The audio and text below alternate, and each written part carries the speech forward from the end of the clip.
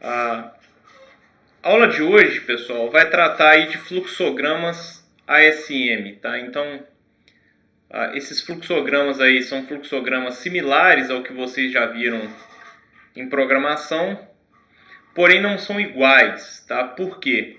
Justamente porque eles representam aí a parte de, principalmente, né, ligado aí à parte de máquinas de estado. Então a gente tem que lembrar que intrinsecamente um sistema digital ele vamos dizer assim, ele é gerado a um evento, né? E esse evento particularmente é o clock. Então coisas acontecem ali quando há o clock, já que a maior parte dos nossos sistemas são síncronos, tá? Eu diria aí que 99% dos sistemas digitais são síncronos. Então isso daí vai gerar uma característica diferente, tá? Uma característica única para esses fluxogramas. Por que a gente fala de fluxogramas ASM? Então, os fluxogramas ASM e os diagramas de estado, eles fazem a mesma coisa, tá? Porém, os fluxogramas ASM têm uma diagramação um pouco mais aberta e quando eu tenho sistemas mais complexos, fica mais legível a diagramação em termos de fluxograma ASM do que em termos de diagrama de estado. Tá? Mas de um eu chego no outro e do outro eu chego no um. Tá? Então, basicamente são só formatações diferentes de uma mesma coisa. Mas é interessante a gente ver isso porque é bastante utilizado.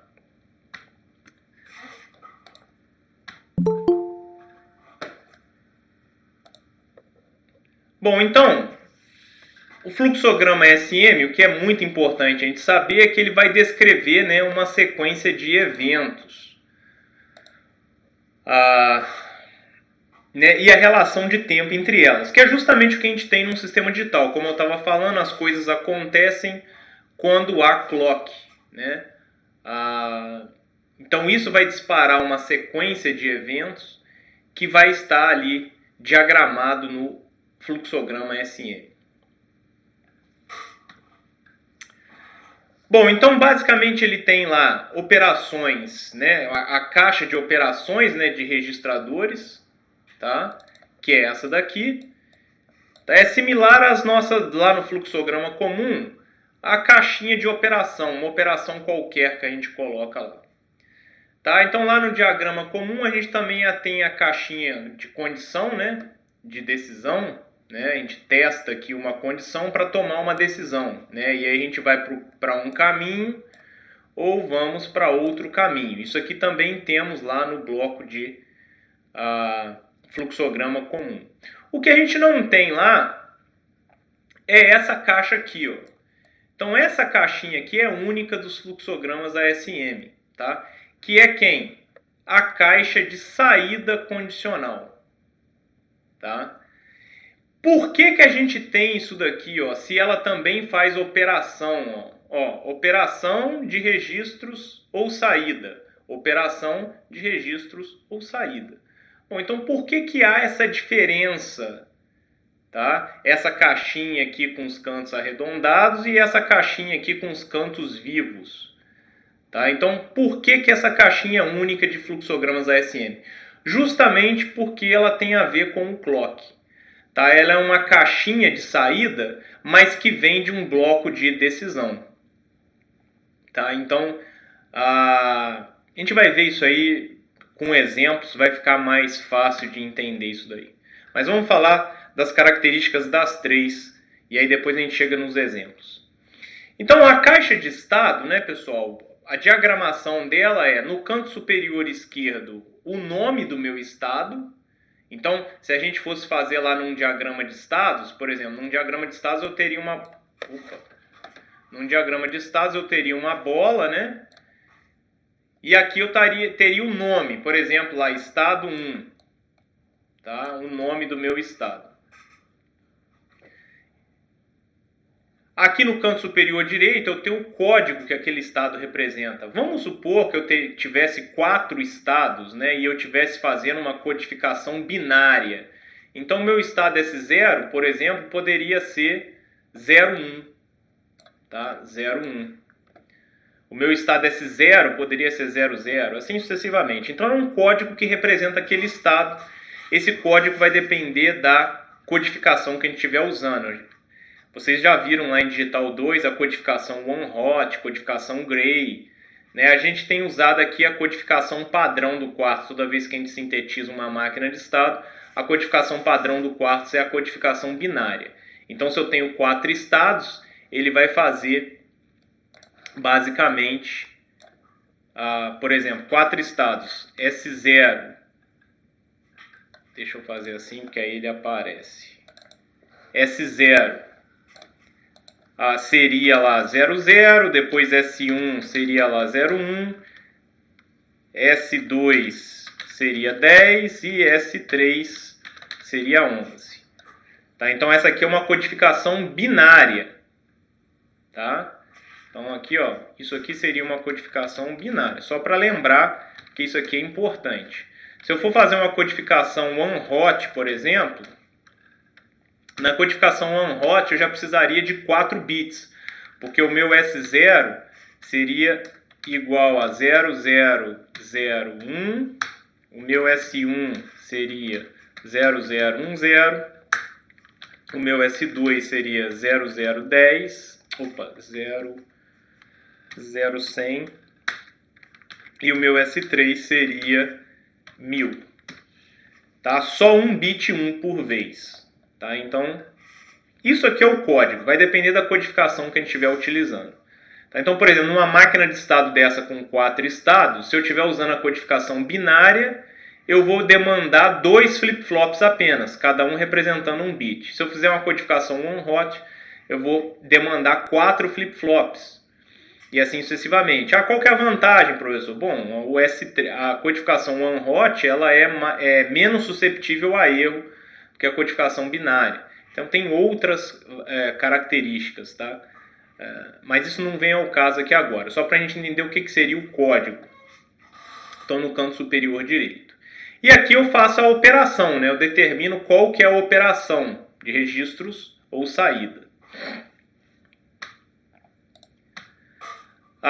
Depois a gente tem lá a nossa caixa de decisão, né? Onde a gente vai testar uma condição, né? E aí vai tomar caminhos diferentes dependendo daquela condição. Então, condição, se ela é 0, vem para cá, se ela é 1, vem para cá. Tá? Então, possui aí 2 caminhos de saída, né? A condição de entrada é uma variável ou uma expressão booleana. Então, isso aqui pode ser tanto uma variável quanto uma expressão booleana. A, AND B, ou C, EXOR, Z, etc. Tá? Então, eu posso ter esse tipo de coisa. Bom, então, até aqui, né, esses dois, né, a caixa de estado e a caixa de decisão, ela é, assim, comum, familiar aos fluxogramas normais. Tá? Agora vem a nossa particularidade, né, que é a caixa de saída condicional. Tá? Então ela é única, tá, do fluxograma ASM. E sua entrada deve vir de uma ou mais caixas de decisão. Então aqui em cima eu tenho que ter uma ou mais caixas de decisão.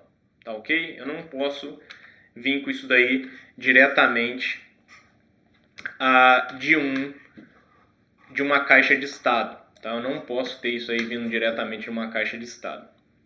Se a condição especificada em um caminho que passa pela caixa de decisão, né, é satisfeito, vai haver a transferência de registradores. Tá? E aí o que acontece? Eu tenho uma ativação de uma saída. Tá? Essa saída é a saída condicional. Tá? Então, por isso que ela tem que obrigatoriamente vir de uma caixa de decisão.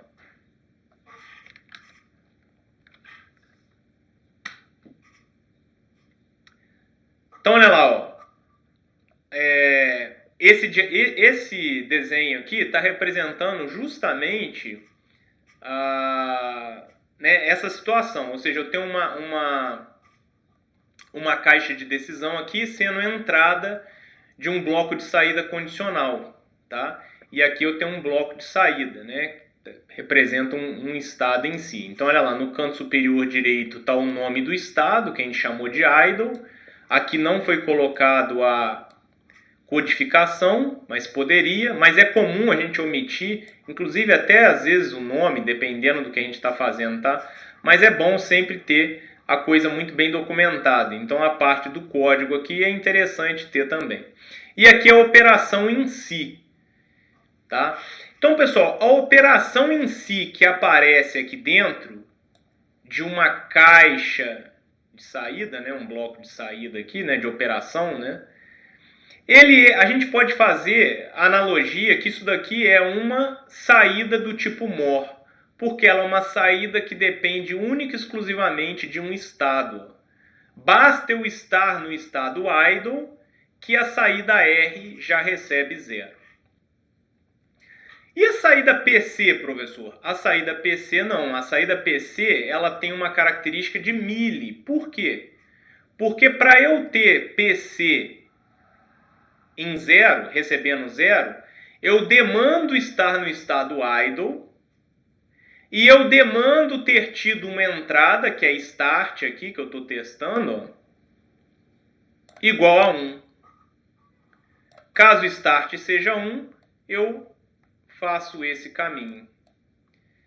Então, se eu fizer a analogia de um diagrama de estados, né, aqui não está completo, está aqui agora.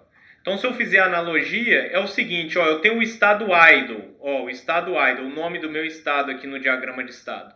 Basta eu estar no estado idle que R já recebe 0. Então, é uma saída com característica de MOR. Depende única e exclusivamente do estado. E já PC não. PC tem característica de mealy. Então a definição de PC estará no arco. Por quê? No arco é onde a gente testa a entrada. Então eu estou testando a entrada start. Se start igual a 1, PC recebe 0. Se start igual a 0, eu não defini aqui, então eu não sei, tá? Se start igual a 0, por isso que eu botei PC recebe X aqui, eu não sei o que ele recebe, porque não está definido. Tá? E aí sim eu vou para um outro estado aqui, para um outro estado aqui, ó. Tá? Então o que me define um estado no meu diagrama de estados, né, fazendo analogia no meu diagrama de estados com um fluxograma SM, né, eu preciso ter pelo menos um cara desse aqui, ó. Tá? Uma caixa de estado. Eu preciso ter pelo menos um cara desse. E eu não posso ter mais do que um. Porque aí já vai ser a próxima caixa de estado, por exemplo, aqui já estaria entrando uma outra caixa de estado. Que esse caminho aqui estaria me levando. E aí já faria parte de um segundo estado, né, que seriam os nossos outros estados aqui. Então, eu demando ter uma caixa de estado, tá? E aí eu posso ou não ter a caixa de teste, né, que é a caixa aqui que testa a condição, né, que é a caixa de decisão, e uma caixa de saída condicional. Isso aqui vai ser característica do meu sistema, né, ter ou não ter. Eu não dependo delas para ter um estado no meu diagrama de estados. Porque, por exemplo, daqui, ó, eu já poderia ter diretamente uma outra caixa de estado. Tá? Já poderia ter diretamente uma outra caixa de estado, sem que eu tenha um bloco de decisão e um bloco de saída condicional. Tá? A gente já fez isso várias vezes, né, em máquinas de estado, né? Eu estou num estado e aí eu vou para um próximo estado, independente de entrada, independente de qualquer coisa, né? Isso pode ser uma característica das nossas máquinas de estado aí. Então, pessoal, que fique muito bem claro isso. Então, as saídas, né, que recebem atribuição dentro de bloco de saída condicional, elas têm característica mealy, né? Porque elas são escritas aqui no arco, né? Na analogia com o diagrama de estado. E as que recebem atribuição dentro de uma caixa de estado, elas têm característica MOR, né? Por quê? Porque elas são definidas aqui dentro. Aí vocês vão falar, professor, mas lá em Digital 2 a gente não trabalhou com máquinas de estado assim. Ou ela era MOR ou ela era MILI. Pessoal, é normal eu, num sistema digital, eu ter máquinas de estado. Né, eu chamo de híbridas, né? Mas a literatura nem adota essa nomenclatura. Por quê? Porque é normal eu ter saídas que dependam de estado e de entrada e, por exemplo, é o caso de PC, e é normal eu ter saídas que dependam apenas do estado. Eu consigo fazer isso daí, trabalhar com isso daí tranquilamente. Tá? Então, na verdade, a maior parte das máquinas de estado são assim. Tá? Então, aquela separação, aquela segregação que tinha máquina de MOR, máquina de MILI, isso não é verdade em sistemas de controle em geral. Tá? Na verdade, que a gente tem uma mescla das duas. Então, aqui um outro exemplo. Tá? Então, agora que eu já tenho três estados. E olha só que interessante. Essa caixa cinza aqui, ela está definindo um estado, que é o estado available. Aqui, ó, esse estado aqui, ó, estado available. Tá? E esses dois, MUL0 e MUL1, também me definem estados. Como eu falei, para eu ter a definição de um estado, eu preciso ter uma caixa de estado. Mas eu não preciso ter caixas de decisão e nem caixas de saída condicional. Não preciso. Tá? Então, eu tenho três estados nesse fluxograma SM aí. Então, olha lá, eu tenho o estado idle aqui, né? Onde eu tenho a definição da minha saída available. Na verdade, aqui eu nem coloquei o nome do estado, tá, pessoal? Isso aqui, deixa eu fazer uma para ficar mais claro, tá? Às vezes a gente faz esse tipo de coisa, mas não é muito correto, tá? Mas às vezes a gente faz. Então aqui, na verdade, o meu estado é idle, tá? E aí ele define a saída available, tá? Tem uma saída available aqui definida. E aí quando eu não coloco se ela recebeu 1 ou 0, significa que ela recebeu 1, tá? Então a saída available está recebendo 1. E aqui o nome do meu estado é idle. Então estou no estado idle, ele fica já setando available, né? Ou seja, available recebe 1. E ele fica checando a entrada start. Olha lá, uma caixa de bloco de decisão. Se start é 0, eu volto para o meu bloco idle. Então, se start é 0, eu volto para o meu bloco idle. Tá? Depois, se o meu start é 1, aí eu tenho uma saída condicional, né, onde A recebe 0. Então, ó, se start é 1, o meu A recebe 0. Aí você vai falar, professor, mas ele testou duas coisas aqui, ó. Ele testou um AND aqui também, ó. Por quê? Porque nesse caminho aqui, ó, eu tenho dois blocos de decisão, né? Duas caixas de decisão. Então eu posso fazer isso, ó. Como elas estão associadas em série, a operação lógica equivalente é o nosso amigo AND. Tá? Então, se start é 1 e Q0 é 1, eu vou para o estado MUL1. É só para eu saber aonde que essa seta vai terminar. Ó. Então, ela vai para, no caso aqui, MUL1. Se o start é 1 e o Q0 é 1. Se o start é 1 e o Q0 é 1, eu vou para o MUL1.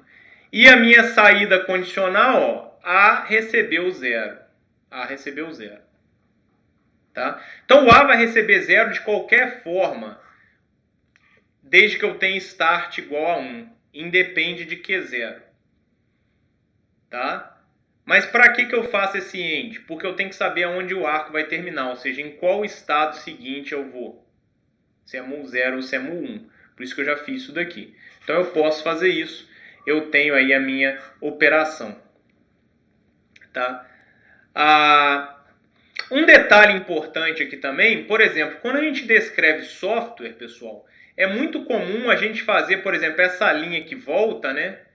Esse polling aqui, né? Ele tá fazendo um polling aqui, checando o start. Start é 0, ele fica no mesmo estado. Era muito comum lá em software a gente vir e fazer isso aqui, ó, desenhar dessa forma. É muito comum a gente fazer isso daqui, tá? Essa setinha.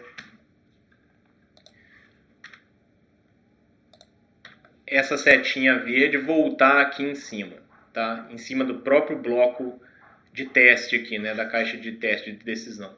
Isso não é correto desenhar em software, porque eu tenho que lembrar que aqui eu estou representando, na verdade, um diagrama de estados.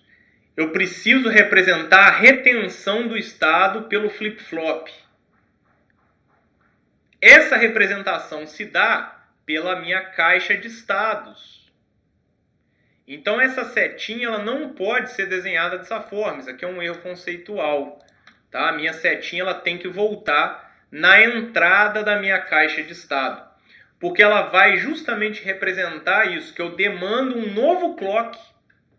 Eu demando ter um novo clock para isso ser processado novamente. Tá? Então, essa também é uma diferença conceitual aí dos fluxogramas ASM para fluxogramas comuns.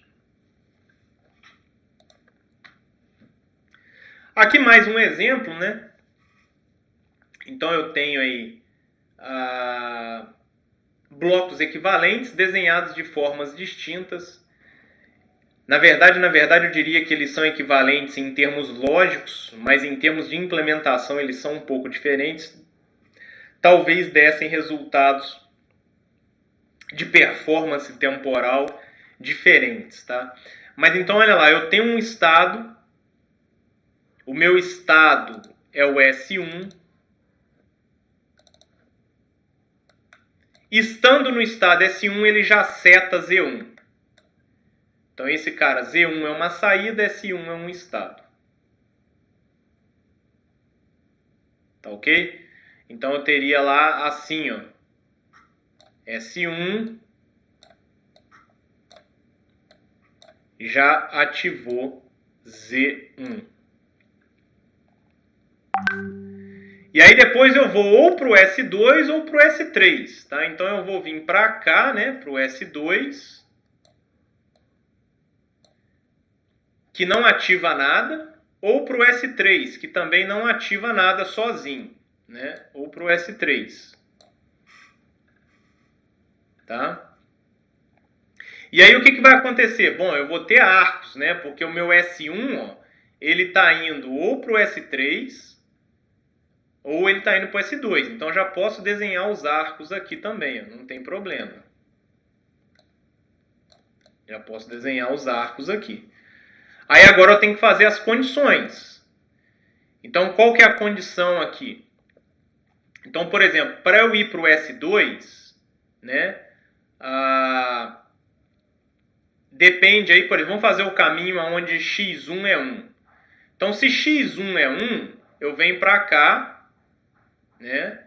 E aí, se x2 é 0, ele vem para cá. Tá ok? Então, aqui, na verdade, eu poderia escrever assim, ó. x1, deixa eu fazer assim, porque aí vocês enxergam digitando. Então aqui, ó, eu estou testando as entradas. x1 end, vamos colocar end, escrevendo por extenso ali. End o quê? Not x2. Not x2. Tá, então, e aí eu vou para o meu estado S2.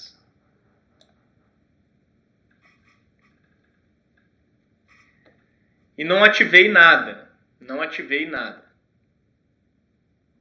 Tá? Agora vamos fazer esse outro arco. esse arco aqui de cima, tá? Que vai para o estado S3. Quando é que eu vou para o estado S3?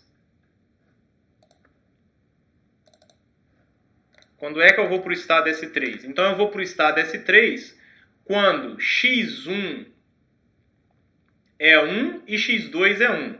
Então x1 AND x2. E eu também não ativo nada. Aí. Ainda tem uma outra condição, né? Que é se o x1 é 0. Porque se o x1 for 0, o que acontece, pessoal? Eu vou para o x2... Desculpa, se o x1 é 0, eu vou para S2 ou eu vou para S3 do mesmo jeito, ó, né?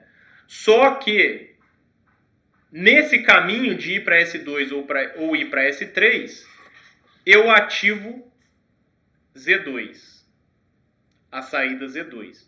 Então, bastaria aí eu fazer um outro arco. Posso fazer um outro arco aqui indo para S2, do S1 para S2, mas representando essa condição onde eu ativo Z2.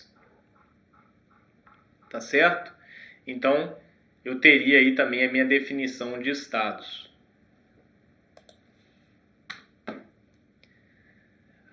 Isso aqui trata daquilo que eu já falei, né? Ou seja, eu não posso voltar de uma caixa de decisão aí para o arco que liga lá um estado a uma caixa de decisão, porque senão eu não estou representando a minha transição, a minha transferência de registradores. Então eu sou obrigado a fazer essa representação aqui. Tá? Então, levar isso daí em consideração também quando estivermos desenhando diagramas, né, fluxogramas ASM.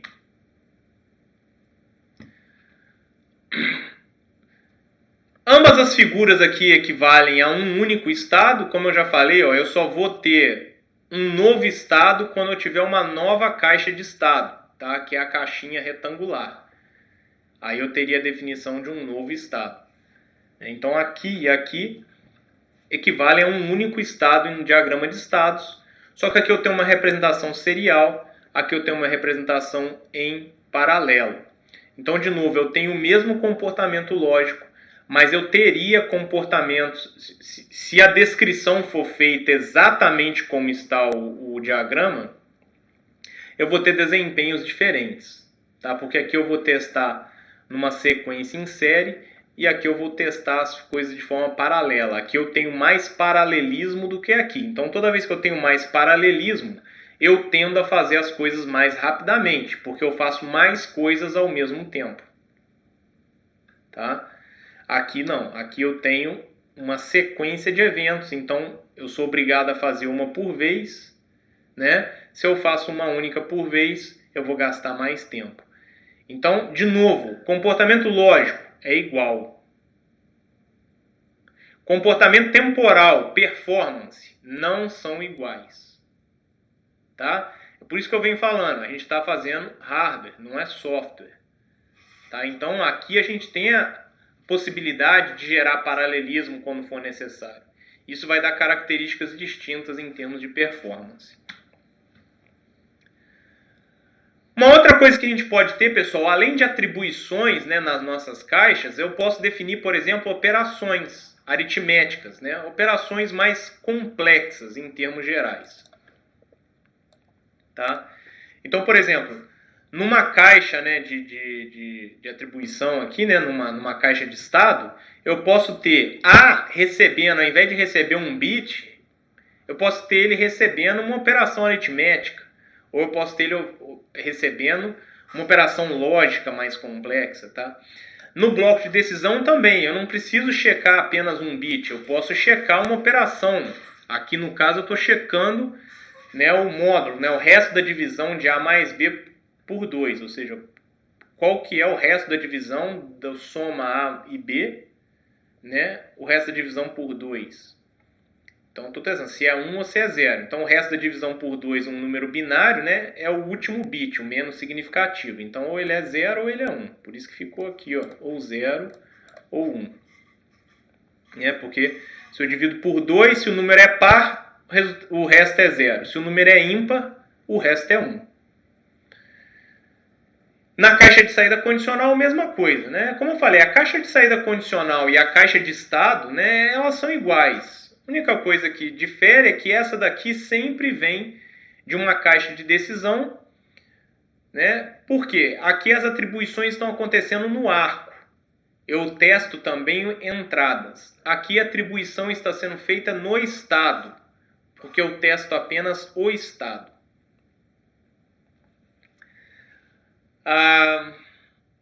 Agora, pessoal, eu ter esse tipo de coisa, por exemplo, eu colocar no meu controle operações aritméticas, tá? Isso não é uma boa prática de circuitos.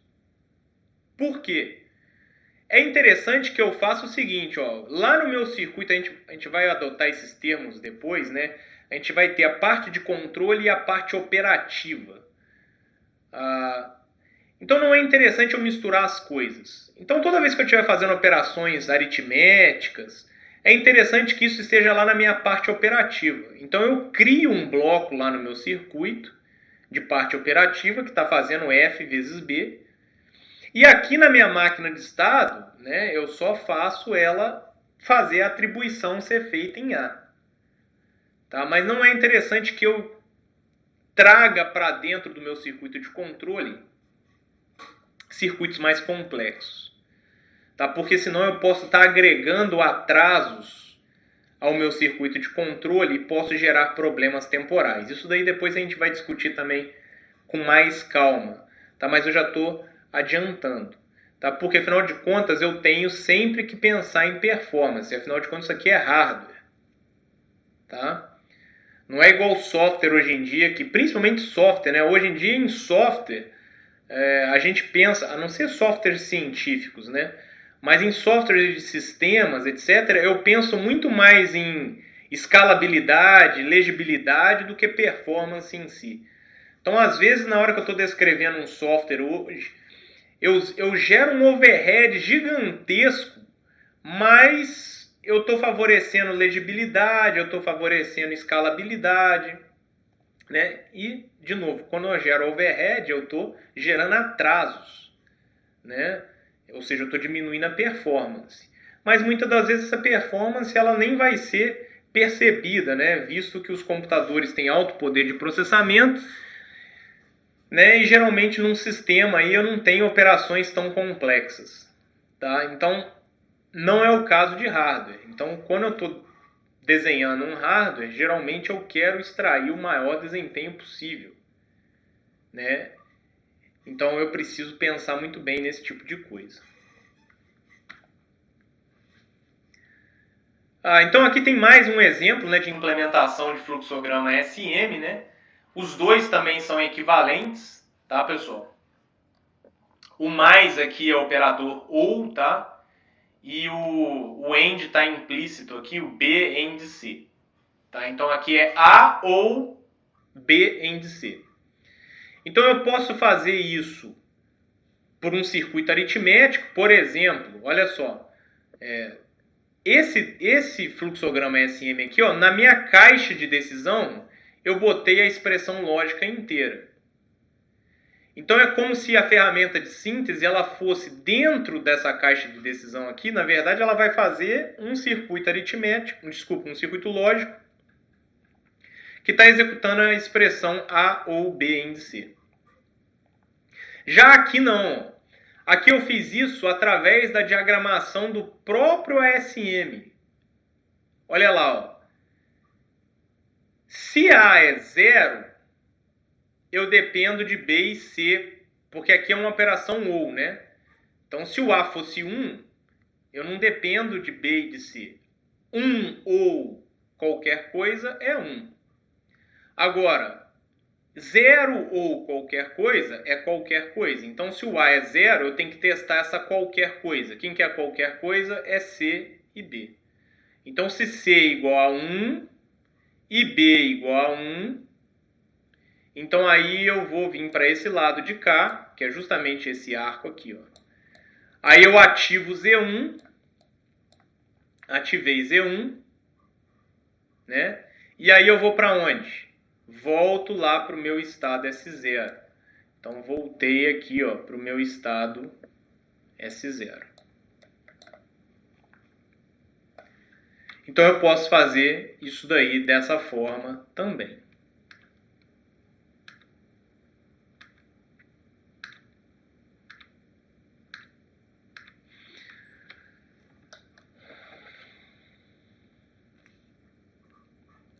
Então, olha lá, essa lógica aqui, né, A ou B em C, ela vai ser descrita, né, como uma operação lógica, né, dentro do meu bloco de decisão.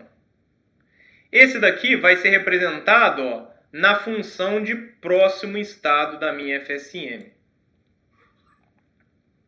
Tá? Então, eu tenho que ver aí o que ficaria mais rápido, o que ficaria menos rápido, ou o que vai ocupar mais área, o que vai ocupar menos área, né? Dependendo do que eu estiver priorizando como performance. Minha performance é o quê? É potência, é área ou é velocidade? Então, isso também a gente vai aprender a analisar mais para frente no curso, tá? Mas, por hora, para a gente ter uma noção exata do qual que é a diferença, né? Então, de novo, pessoal, a nível de transferência de registradores, que é a nível lógico, isso aqui e isso aqui, né, A e B, não tem diferença alguma. Porém, a nível de performance, existem diferenças sutis aqui. Tá? Os circuitos serão um pouco diferentes. Tá? Por quê? O diagrama B, essa lógica A ou B em C está sendo implementada na função de próximo estado da FSM. Aqui não. Aqui eu vou ter um circuito que já realiza A ou B em C, já me entrega a resposta. E aí a minha máquina de estado ela só está analisando isso daí, essa resposta, para ela saber se ela ativa Z1 e volta para S0, ou para ela saber se ela dá clear, né? Se ela dá clear, não, se ela não faz nada, né? Porque aqui eu não estou dizendo que ela setou Z1 como 0. Se ela não faz nada e volta para S0. Então são as diferenças aí. Então, qual é o objetivo aqui? De um ASM, eu consegui descrever um circuito final, né? Parte operativa e parte de controle. Então, o ASM, percebam, ele está me representando aí tanto a parte de controle quanto a parte operativa, né? Por exemplo, nesse caso aqui, eu sei que eu tenho uma parte operativa, A ou B índice, né? Ele está embutido aqui dentro do meu bloco de decisão, mas isso aqui é um circuito, né? Ele pode ser implementado externamente à máquina de estado ou não. Então, como eu tinha falado anteriormente, geralmente a gente externaliza, a gente joga isso para a parte operativa. E aí eu leio só a resposta disso na minha máquina de estados, para eu tentar diminuir o overhead na minha máquina de estados. O que é isso? É diminuir o tempo de propagação, né, na minha lógica de próximo estado. Afinal de contas, meu circuito de controle é um circuito que demanda responder o mais rápido possível, né? Porque ele está fazendo o controle da minha parte operativa. É como se ele fosse o gerente, né, no chão de fábrica. Eu tenho um monte de peão trabalhando, né, que é a parte operativa, e tem o meu circuito de controle, que é o gerente. Então é ele que vai organizar as coisas ali, a ordem de execução das tarefas, etc. Então vamos ver um outro exemplo aqui. Então eu tenho mais um exemplo, já está prontinho aqui, né, de um fluxograma SM. Inclusive a gente chegou aí num diagrama de estados, tá? Também tá bonitinho o código de cores aí, né? Por exemplo, lá o estado S0, ele é representado por essa caixa pontilhada em laranja. O estado S1 por essa caixa pontilhada em azul e o estado S2 por essa caixa pontilhada em verde. Percebam que cada um dos estados eu tenho uma caixa de estado. Ó, pelo menos uma eu preciso ter. Caixas de saída condicional não são obrigatórias eu ter num estado. Por exemplo, tanto no estado S0 quanto no estado S1, eu não tenho caixas de saída condicionais. Tá? Também não sou obrigado a ter caixas de decisão, mas no caso aqui eu tenho. Tá, pessoal? Então, bom, é isso. Tá ok? Então eu tenho aí os meus blocos, tá? Esse zero aqui, ó, alguém poderia achar estranho. Então isso daqui, na verdade, como eu falei, eu não tenho saída condicional aqui, ó. Então eu poderia apagar ele, ó. Eu até acho que isso aqui gera problemas, tá? Mas na literatura às vezes a gente acha isso, mas eu não gosto, tá? Por quê? Porque eu não tenho nenhuma saída condicional aqui. Então eu escrevendo isso dá a entender que eu estou zerando alguma saída, mas eu não estou fazendo isso em nenhum dos estados S0 e S1, porque eles não têm caixas de saída condicional ali dentro. Tá? Então ele só está testando a entrada. Tá, ó. Tô no estado S0, que já define ZA. Ó. ZA é uma saída de característica mor. Tá? Se x é igual a 1, eu vou para o estado S1. Se x é igual a 1, eu vou para o estado S1. Se x é igual a 0, vamos apagar esse cara aqui também, eu vou para o estado S0.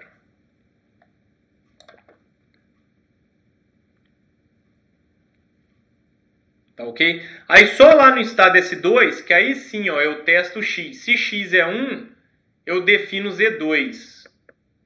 E aí, de novo, como eu não estou falando o que Z2 recebe, se é 0 ou se é 1, só estou escrevendo Z2, eu parto do princípio que eu estou setando o Z2. Então, na verdade, Z2 aqui, ó, vai receber 1. Tá? E aí eu volto para o estado S2. Agora, se x é igual a 0, eu faço o quê? Se x é igual a 0, né, eu seto Z1 também, ó, Z1 é igual a 1, só que eu vou para o meu estado S0, né, esse arco aqui, ó, eu volto para o meu estado S0, tá, que bonitinho. Então tá tudo definido aí, sem nenhum problema, tá? Então, de novo, pessoal, um diagrama SM, um fluxograma SM e um diagrama de estados são só formas diferentes de eu representar a sequência de eventos, tá? Porém, percebam, ó, isso daqui como é que é compacto, né, o meu diagrama de estados, e o meu fluxograma SM, vejam como é que ele é mais aberto, ele tem mais espaço, a sequência é mais bem estruturada. Então, num sistema mais complexo, eu tenho mais espaço, né, para descrever as coisas.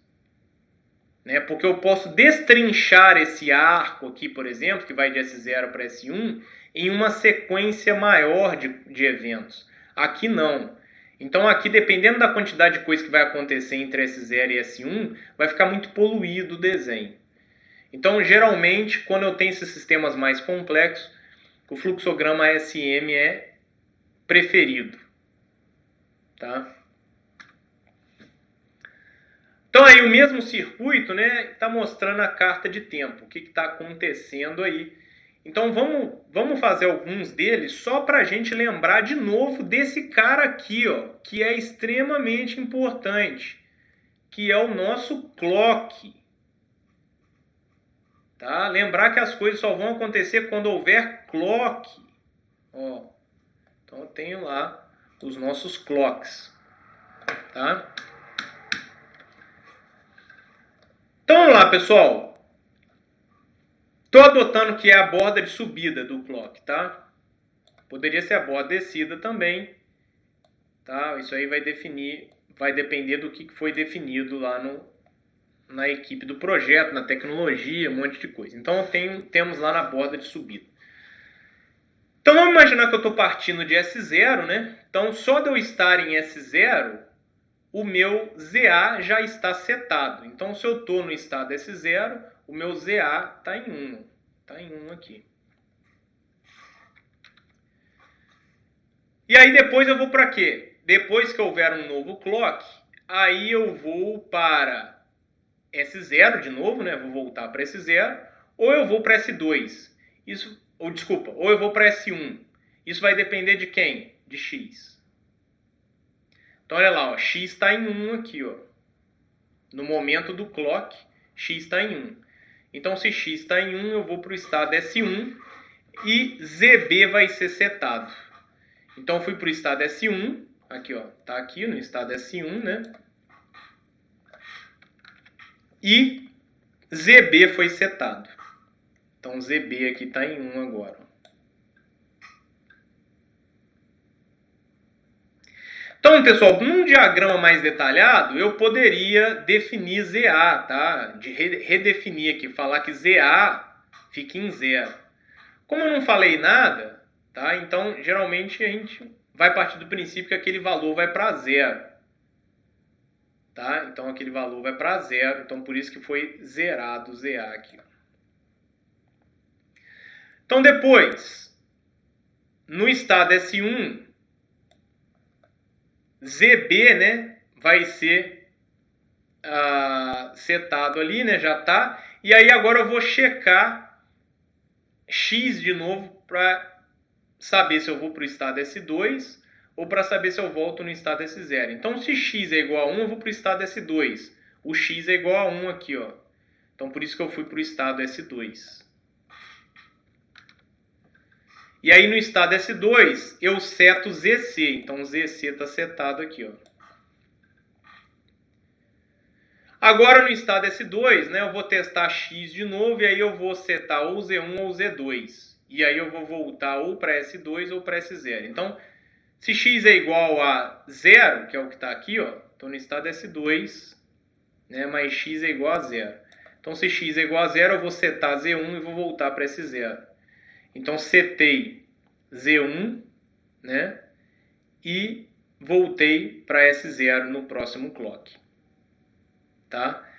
E olha só que legal também, ó. Até então, a gente só tinha setado, né, ZA e ZB característica MOR, porque elas estão dentro da caixa de estado.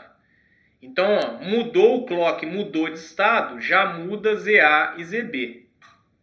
Aqui não, Z1 e Z2 tem características de milli. Então, eu não dependo do clock.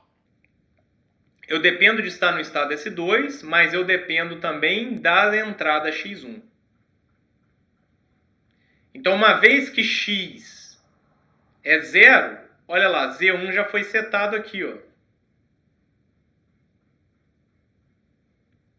Então, ele não precisou dessa borda subida de clock para Z1 ser setado. Não foi isso aqui que aconteceu, ó. Não foi isso daqui que aconteceu. Tá? Então, nós temos aí o fluxograma SM, né, o diagrama de estados. Então, é bem tranquilo isso daí, pessoal. Bom, aqui já tem um circuito um pouco mais complexo, tá? Que é um multiplicador por somas sucessivas, tá? Não é uma forma eficiente de eu fazer multiplicação. Então, esse algoritmo parte do princípio do quê? Eu multiplicar, na verdade, é o somar sucessivamente tantas vezes quanto for o meu multiplicador. Por exemplo, 3 vezes 5. Essa operação, na verdade, está indicando que eu tenho que somar 5 com ele mesmo 3 vezes. Então, eu faço 5 mais 5, 10. 10 mais 5, 15. 3 vezes 5, 15. Então, é a forma aí que esse algoritmo implementa. Então, eu dependo aí de alguns estados para fazer isso acontecer, né? Porque eu preciso reter a informação. Isso acontece pelas caixas, pela representação das caixas de estado, né? Porque elas representam os flip-flops. Né? Tem o idle, tem o done, tem o S1. Depois eu tenho, claro, caixas de teste, né? São os meus blocos condicionais, né? Desculpa, os meus blocos de decisão, onde eu testo uma entrada. Então, estou testando aqui start, aqui eu estou testando a R. Não vem ao caso o que significa a R, tá? Aqui eu estou testando BR. E depois eu tenho blocos de saída condicionais, aonde uma série de saídas, né, são setadas, são definidas de acordo com o estado em que eu estou e de acordo com o meu sinal de controle ali, né, minha flag, né, a minha o que está na minha caixa de decisão. Esse aqui não é o multiplicador que eu estou propondo vocês fazerem, tá? O multiplicador que eu estou propondo vocês fazerem é um algoritmo, né? Ele segue um algoritmo um pouco mais otimizado, que é o algoritmo soma e desloca. Tá? Então ele já é bem melhor do que esse daqui, porém também não é muito bom, mas já é bem melhor do que esse. Então lá no laboratório de sexta-feira, agora, o que vocês vão fazer? Vocês vão implementar os bloquinhos. Então eu vou apresentar para vocês o diagrama, eu vou apresentar para vocês o fluxograma SM, eu vou apresentar para vocês o algoritmo, e como a gente já fez os blocos, né, porque a gente vai fazer isso numa arquitetura top-down, né, ou seja, descendente, então em tese a gente já criou o bloco multiplicador, já instanciou as partes, né, os pequenos blocos que fazem parte dele, já interconectou as entradas e saídas. O que a gente vai fazer agora? Vai entrar dentro de cada um dos projetos e vai definir o comportamento, né? Ou seja, como cada um daqueles blocos opera. E aí depois a gente vai simular e ver se vai estar dando certo. Tá ok? Então aqui, olha lá, ó, eu já tenho a descrição da parte operativa, né? Então aqui já não é um fluxograma. Aqui, inclusive, eu já estou fazendo a representação de registros, né? E basicamente eu teria 2 loops aí, tá? Tenho esse loop que faz as somas, né? Como eu falei lá, 3 vezes 5 nada mais é do que somar o 5 3 vezes. 5 mais 5 mais 5. Só que eu preciso ter um controle para saber quantas vezes eu já somei o 5. Então, basicamente, eu diminuo 1 do meu multiplicador. Meu multiplicador é o 3. Então, se eu já fiz 5 mais 5, eu tenho que pegar o 3 e fazer menos 1, que deu 2. Então, eu já sei que uma das operações eu já fiz. Então, aqui eu tenho um loop secundário que vai fazer parte do meu controle. Ele gera quem? Ele gera flags aí, ó. Tá? Gera flags aí que estão sendo testadas aqui na minha máquina de estado, né? No meu circuito de controle. Tá? Então, olha lá, pessoal. Percebam, ó, olha quanta coisa aqui pendurada num arco. Então, o diagrama de estados, quando a coisa começa a ficar mais complexa, ele não é muito eficiente, porque ele fica muito poluído. Tá? No diagrama no fluxograma SM, a coisa fica muito mais bem organizada.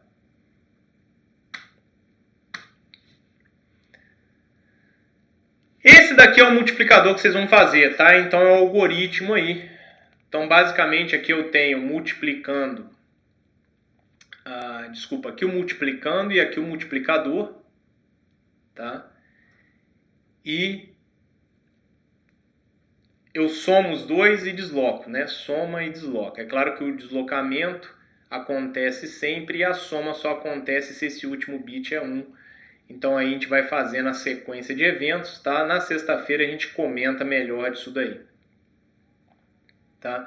O que eu proponho vocês fazerem agora? Eu vou estar disponível aqui, vou gravar a aula, já está gravada, vou postar lá no site, tá? Quem quiser está dispensado. Quem não quiser, quem quiser já entender melhor esse algoritmo, fique à vontade, tá? Inclusive, se quiser já fazer perguntas do laboratório aí, tanto do laboratório passado quanto o próximo laboratório, tá? Aqui está mostrando direitinho o que a gente vai ver no laboratório aí. Tá? Então aqui está o fluxograma SM, né? Que mostra a parte de controle do meu multiplicador binário, que é o multiplicador soma e desloca. Então tá tudo direitinho aí que a gente vai ver no lab. Aí aqui também eu já deixo outros exercícios, né, que poderia ser um divisor paralelo. Então sempre com diagrama SM, aqui mostrando o fluxograma também, né, o diagrama de estados, né? Então o diagrama de estados nada mais é do que isso daqui, tá? Do que o fluxograma SM.